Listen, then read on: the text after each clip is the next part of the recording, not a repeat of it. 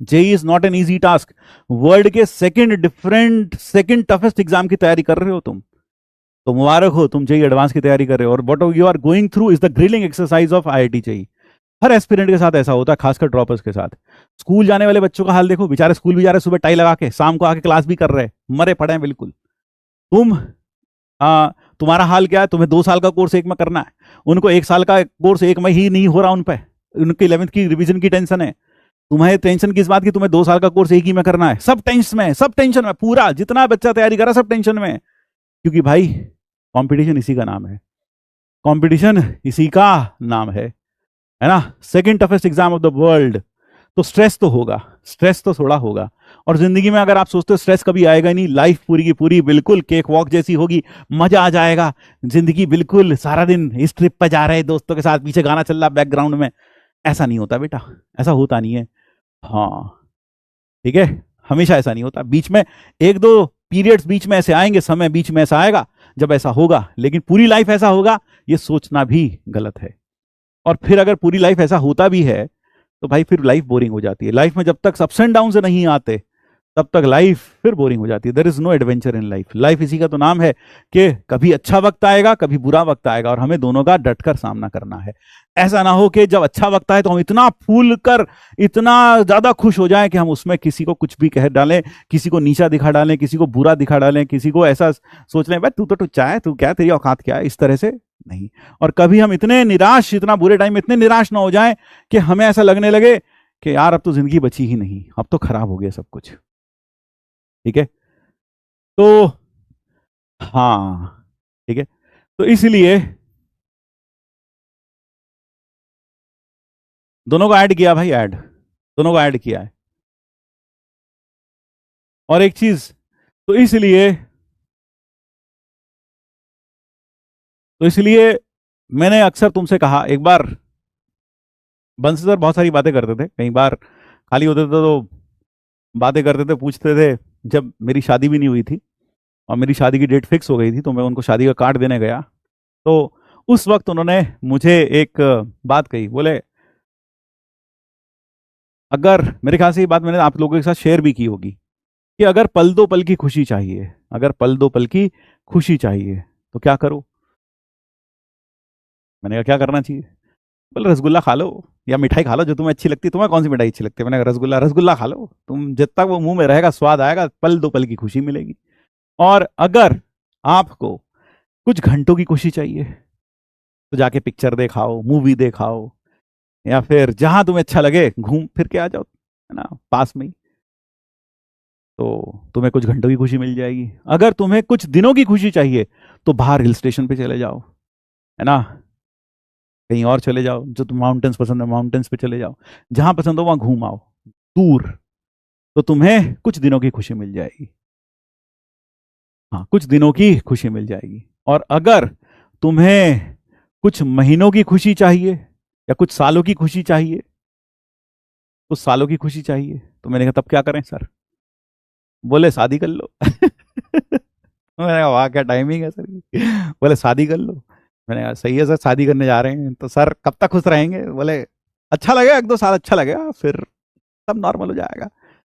फिर कहने लगे अगर जिंदगी भर खुश रहना है। मैंने कहा सर अगर जिंदगी भर खुश रहना है तो, जिंदगी भर खुश रहना है तो आशीष एक बात याद रखना। मैंने कहा क्या सर? जो काम कर रहे हो ना उसी से प्यार कर लो, उसी को एंजॉय करो, तो जिंदगी भर खुश रहोगे। क्योंकि आदमी मैक्सिमम समय, अपना मैक्सिमम समय अपने काम के साथ बिताता है। ठीक है, अपने काम के साथ बिताता है। और अगर तुम उस काम के साथ खुश हो तो जिंदगी भर खुश रहोगे, क्योंकि मैक्सिमम समय तुम्हारा तुम्हारे काम के साथ गुजरेगा। तो यही बात है। ठीक है, इज दिस क्लियर? तो ये चीज याद रखिएगा, ये चीज जिंदगी में याद रखिएगा। अभी आप क्या कर रहे हैं? अभी आप आईआईटी जेईई की तैयारी कर रहे हैं। अगर आपको ये तैयारी बोझ लग रही है, बोझ लगती है, इरिटेशन होती है, तो मान के चलिए आप सिलेक्ट नहीं होने वाले। Let me tell you straight in the face, आप सिलेक्ट नहीं होने वाले। आप ना एनआईटी जाएंगे ना आईआईटी जाएंगे। क्योंकि यानी कि आपके लिए तैयारी क्या बन गई है? बोझ बन गई है। और जब चीज बोझ बन जाती है ना, तो फिर भगवान भी उसे देखता है ऊपर से, वो है यार ये तो नाक मुंह कसोट के कर रहा है, क्या फायदा इसका, छोड़ो। है ना, अभी तो तैयारी में कर रहा है, फिर कल को बन जाएगा तो और नाक मुंह सड़ेगा, तो छोड़ो, इसको बनाते ही नहीं है। तो ध्यान रखिएगा ये चीज। अगर आपको अपनी तैयारी में इरिटेशन हो रहा है, बहुत ज्यादा बोझिल महसूस हो रही है, ऐसा लग रहा है सारी दुनिया तो ट्रिप पर गई हुई है, फॉरेन ट्रिप पर, सारी दुनिया तो माउंटेन्स पे घूम रही है, सारी दुनिया सागर किनारे घूम रही है, सारी दुनिया रेत के घर बना रही है ना, लहरों में, ओशंस की लहरों के पास घर बना रही है, और तुम बेचारे अकेले कमरे में मरे पड़े हो, तो बस मत कर यार, छोड़ दे, तू रहने दे, तू रहने दे, क्योंकि तू उसमें कभी सफल नहीं होगा, ये शायद तेरे लिए बना ही नहीं है। ठीक है, तो बस यही कहना चाहता हूं, मैं यही कहना चाहता हूं कि अगर आप बोझिल चीजों को, इसको बोझिल समझ के कर रहे हैं ना, तो नहीं होने वाला। ठीक है, अगर आप खुश होकर समझ रहे हो, और कई जगह आपको ये जो तैयारी है क्या करेगी, ये तैयारी आपको जिंदगी में कुछ सिखाए ना सिखाए, मेहनत करना तो सिखा देगी। ये तैयारी मेहनत करना सिखा देगी। आप जानते हो आईआईटीएंस मैक्सिमम फील्ड को क्यों क्रैक कर पाते हैं? तुम्हें लगता है उनके पास अच्छा ब्रेन होता है? हाँ, ठीक ठाक ब्रेन होता है, अच्छा ब्रेन होता है, लेकिन साथ साथ वो बहुत मेहनती भी होते हैं, बहुत मेहनती होते हैं, परसिवरेंस होती है, वो कभी भी गिव अप नहीं मारते कि जरा सा मुश्किल हो, ये तो हो ही नहीं पाएगा, छोड़ दो छोड़ दो, नहीं करते वो। क्यों? ये एटीट्यूड कहां से आता है उनके अंदर? ये एटीट्यूड इस तैयारी से आता है कि ये एटीट्यूड जिंदगी भर उनके साथ रहता है। ये नेवर गिव अप वाला एटीट्यूड, बार बार असफल होकर फिर दोबारा उठ खड़ने का, खड़ा होने का, और फिर दोबारा से जीत की तरफ कदम बढ़ाने का जो एटीट्यूड होता है ना, ये एटीट्यूड ये तैयारी सिखाती है, और यह एटीट्यूड उनके साथ जिंदगी भर रहता है। इसलिए वो किसी भी फील्ड में जाते हैं फोड़ देते हैं। क्यों फोड़ देते हैं? क्योंकि कोई फील्ड, कोई भी चीज को करना असंभव कब बन जाता है? जब इंसान खुद की हार मान ले, और वो लोग खुद की हार नहीं मानते, गिरते हैं, है ना, गिरते हैं, घुटने छिलते हैं, खून निकलता है, लेकिन वो फिर उठ खड़े होते हैं अपनी मंजिल की तरफ बढ़ने के लिए। तो ये तैयारी यही सिखाती है आपको। और अगर आपको यह तैयारी ऐसी लगती है, they are real fighters, they are real fighters. Clear हुई ये बात? तो ये बात ध्यान रखिएगा कि ये तैयारी आपको बहुत कुछ सिखा कर जाने वाली है। It will teach you never to accept your defeat, keep fighting till you win. जब तक आप जीतते नहीं है तब तक लड़ते रहिए।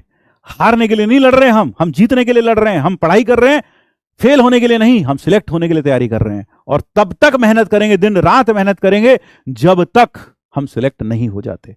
ये जज्बा लेकर आगे बढ़िएगा, है ना, क्योंकि जिंदगी में असली, है ना, जो रामधारी सिंह दिनकर जी ने कहा, जिंदगी के असली मजे उन्हीं को आते हैं जो उसकी कीमत पहले चुकाते हैं। तो अभी हम ये कीमत चुका रहे हैं, मजे बाद में आएंगे, लेकिन अगर हम सोचे आज मजे ले लें तो इसकी कीमत बाद में चुकानी पड़ेगी।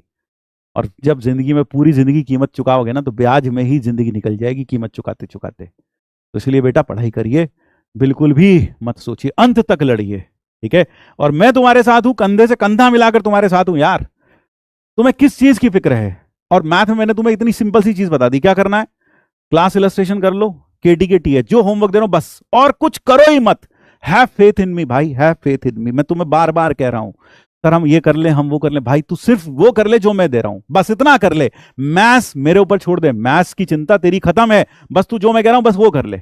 उतना करता चल मेरे साथ साथ, उतना करता चल। KTKTH क्लास इलस्ट्रेशन, और साथ में RPP जो दे रहा हूं वो करता चल, बस जो भी मैं कह रहा हूं ना ये करता चल, और कुछ दिमाग लगा ही मत। अपना दिमाग लगाना क्वेश्चंस में लगा, कैसे तैयारी करूं, किस स्ट्रैटेजी से करूं, क्या टाइम टेबल ले लूं, कितने बजे ब्रेकफास्ट खाऊं, कितने बजे ये करने जाऊं, कितने बजे वो करने जाऊं, इस कुछ नहीं रखा भाई सब में।